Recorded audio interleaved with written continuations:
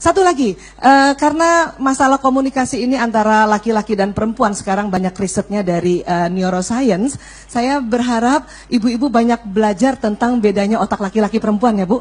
Jadi nggak sering bertanduk, ya. Contoh gini. Jadi otak manusia itu kan terbagi dua ada kiri, ada kanan.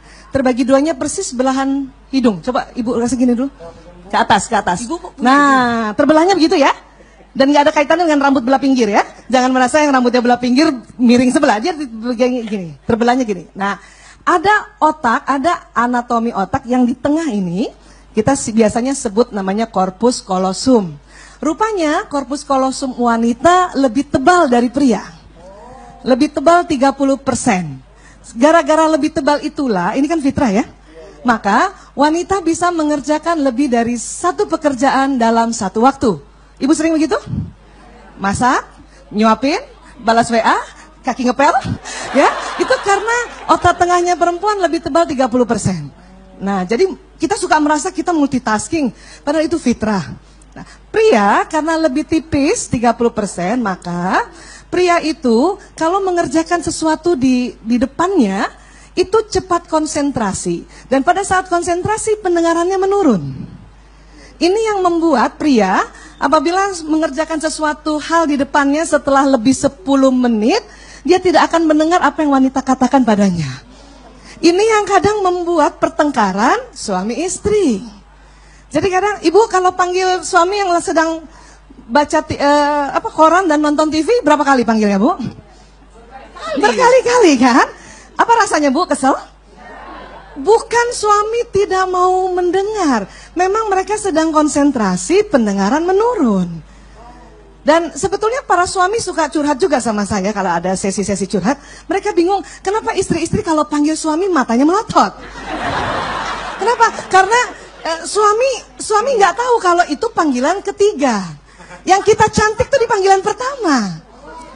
Jangan gitu ya, Mas. Dia nggak dengar karena sedang konsentrasi. Masih cantik kan? Panggilan kedua, Mas, nggak dengar. Mulai, Mas. Jadi pas nengok gitu kan. Jadi pas nengok, itu suami merasa kenapa sih kalau manggil melotot?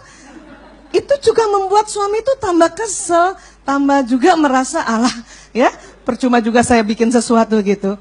Jadi ini yang harus banyak selalu diingat, dipelajari juga. Karena ini nanti menyelamatkan, insya Allah, ya, iya. Dan juga tadi yang seperti Ustadz Maulana bilang, kita perempuan, betul itu. Dalam risetnya adalah karena otak bicaranya perempuan beda dengan otak bicaranya laki-laki. Otak bicara laki-laki programnya ada di otak belahan kiri saja. Perempuan kiri dan kanan depan. Pantesan cerewet. Cerewet itu komplikasi Pak Ustadz. Jadi karena cuma di belahan kiri otak bicaranya pria, maka pernah dihitung-hitung oleh ilmuwan, dalam sehari pria itu rata-rata komunikasinya hanya 7.000. Pria yang pendiam 5.000, pria yang memang wataknya pembicara bisa 9.000. Wanita karena otak bicaranya kiri dan kanan depan, itu setelah dihitung-hitung, rata-rata komunikasi wanita per harinya 20.000. Ada juga sih yang pendiam 16.000. Pendiam, ya. Di sini yang sering bikin konflik, membuat wanita suka kesal sama suaminya. Padahal bukan karena itu.